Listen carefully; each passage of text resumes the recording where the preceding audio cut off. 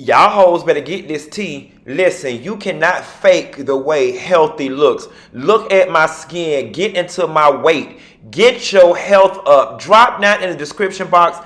Click the link to get your hands on this tea and this NutriBurst. It will change your life. Listen, y'all, I'm so goddamn glad that this Housewives shit is over. Do y'all realize this damn show been on for a year? This show literally has been on for a year, and I think that's part of the reason why we all feeling so exhausted. We're going to make this quick. Want to talk about it? Here you go.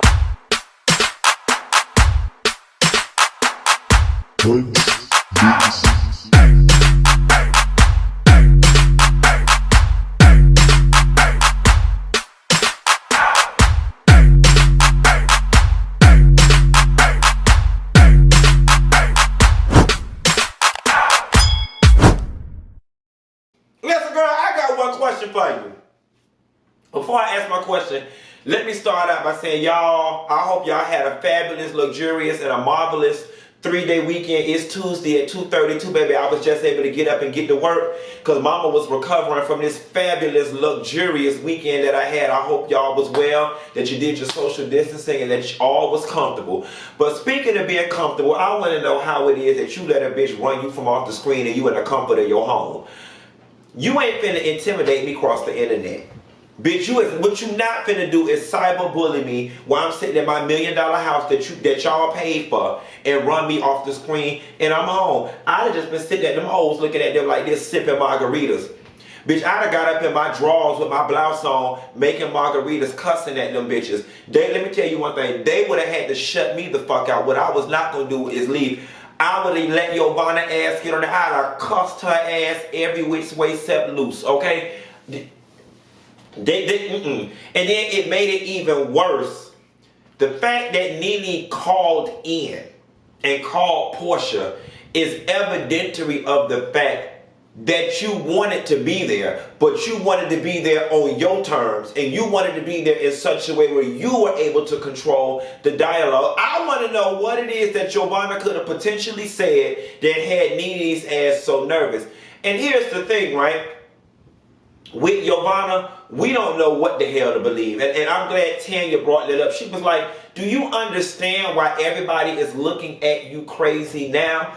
Because you've told us so many iterations of the truth. Now, here's what I will say. I think Yovanna is telling the closest version to the truth right now because all the chips are falling. And we've seen where people's loyalties lie, and we've seen the fallout from all of this.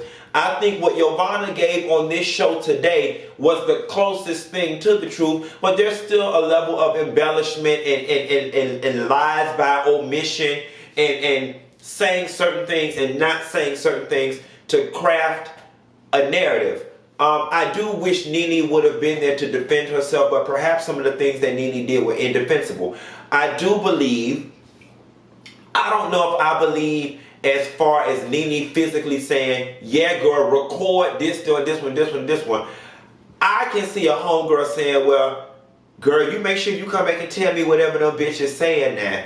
I can see that. I mean, after 13 years on the show, or 12 years on the show, since when does Nene need a recording to confirm or deny or to give her excuse to get into a bitch ass?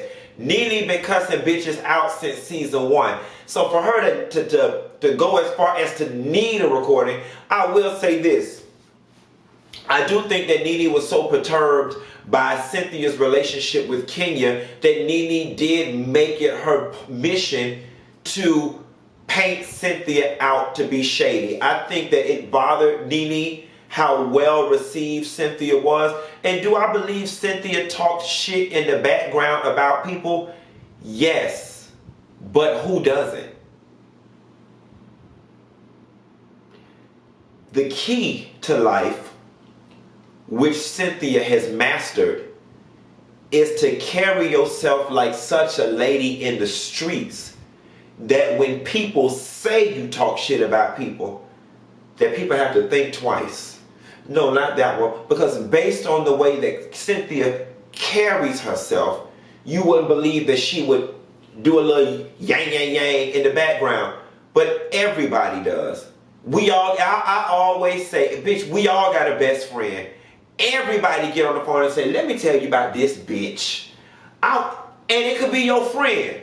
Girl, I went out to eat with Karen ass, and let me tell you what this bitch said. We all fucking do it. And anybody who said they ain't doing it is a lie. And anybody who say, if we're in a friend group of 4, and friend number 1 know me and friend number 2 beefing, and friend number 1 has had that same issue with friend number 4 before, it's like, girl, let me tell you about this lying bitch. Girl, what she did? Girl, you know that's how she did me back in 97. You got to watch her. That's what we do as people. Okay? So miss me with the bullshit. Moving right along. They ran that package of Kenya being shady to Cynthia. I saw a tweet that said, if Boo Boo the Fool was a person, and they showed they showed Cynthia. They said if Boo Boo was a fool, if Boo Boo the Fool was a person, and it was Cynthia picture with the hair and the dress on. Cynthia has a case of what I call voluntary denial. Okay? Cynthia is voluntarily choosing to believe Kenya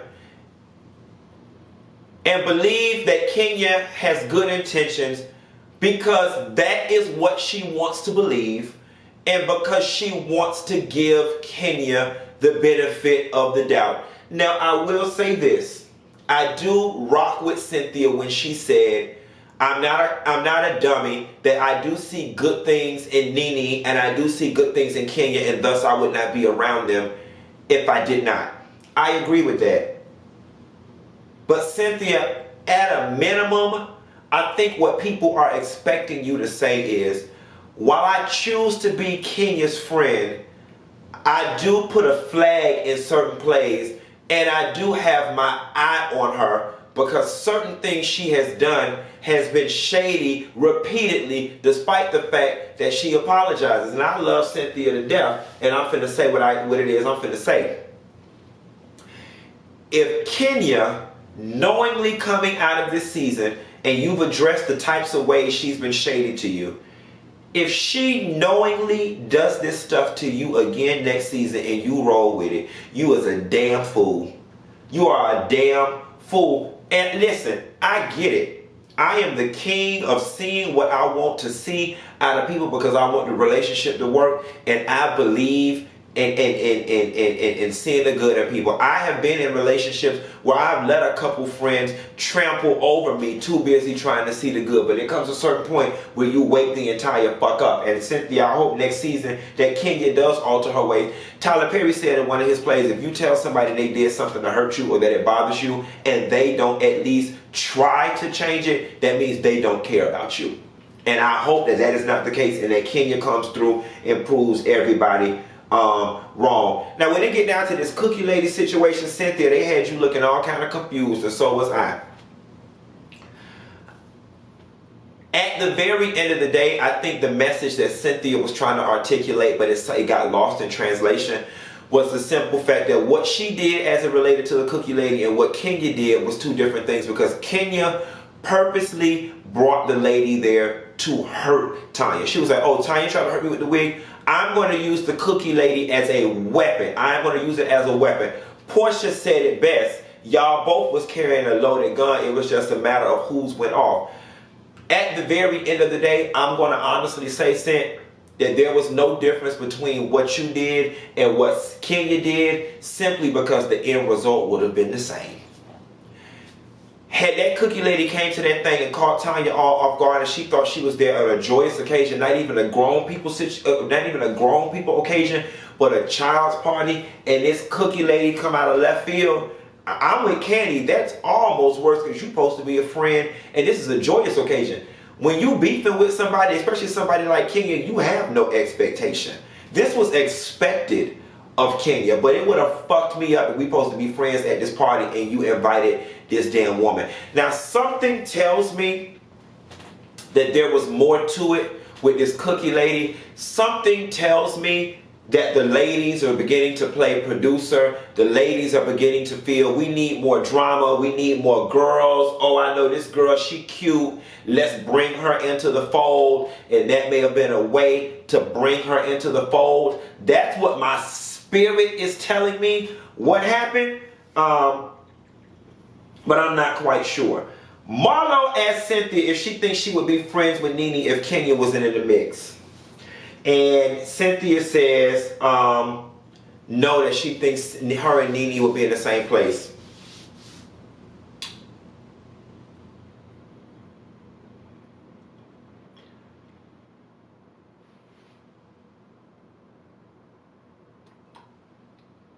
Kenya was just a vessel by which the universe used to exercise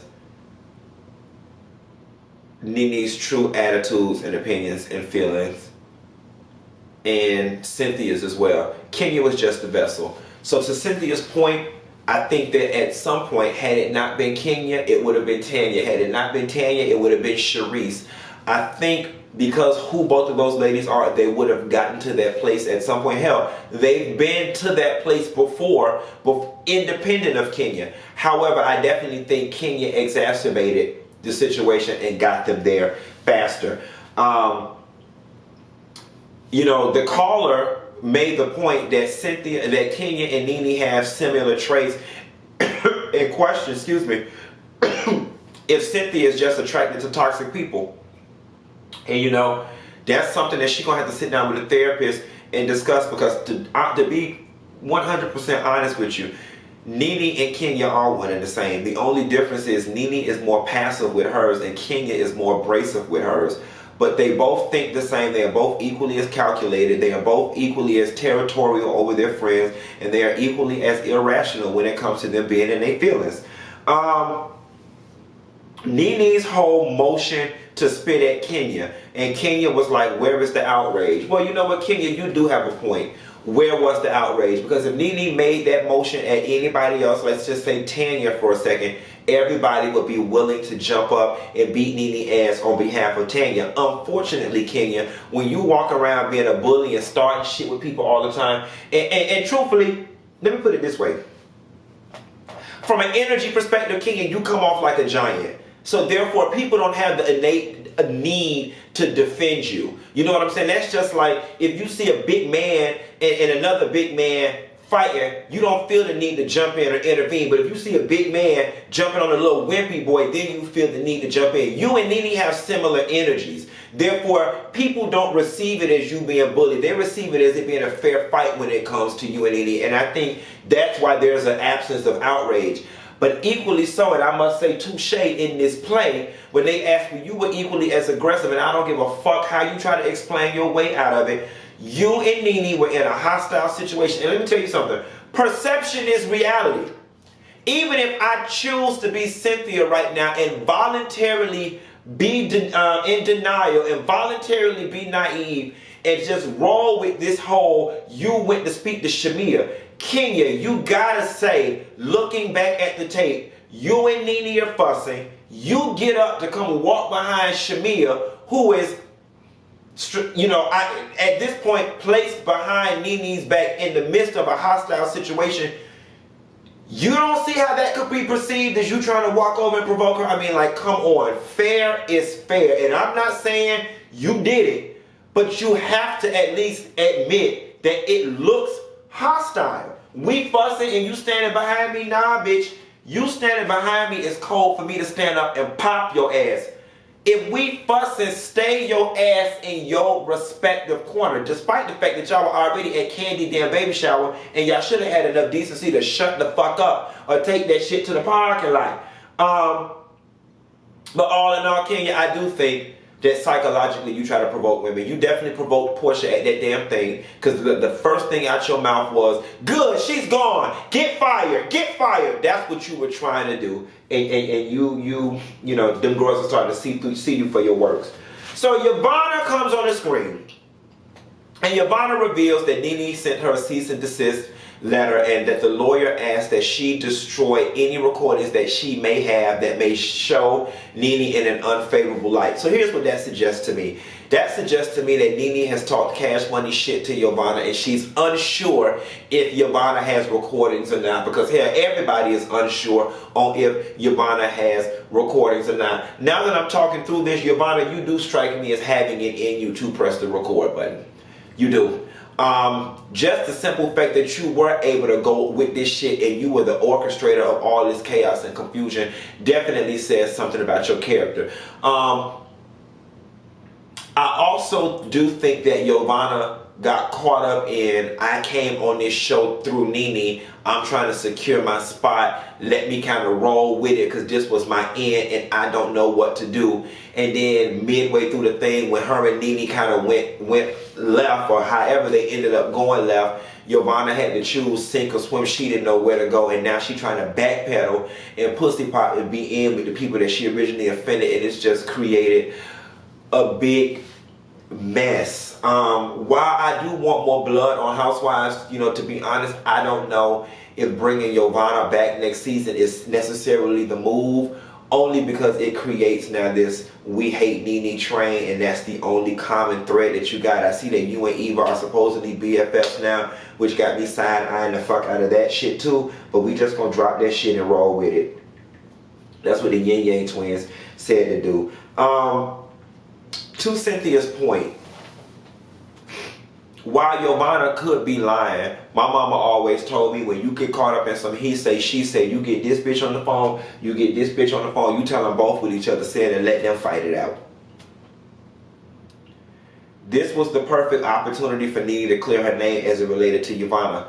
But because Nene is a one-trick pony when it comes to being confronted, we already know what the narrative is going to be.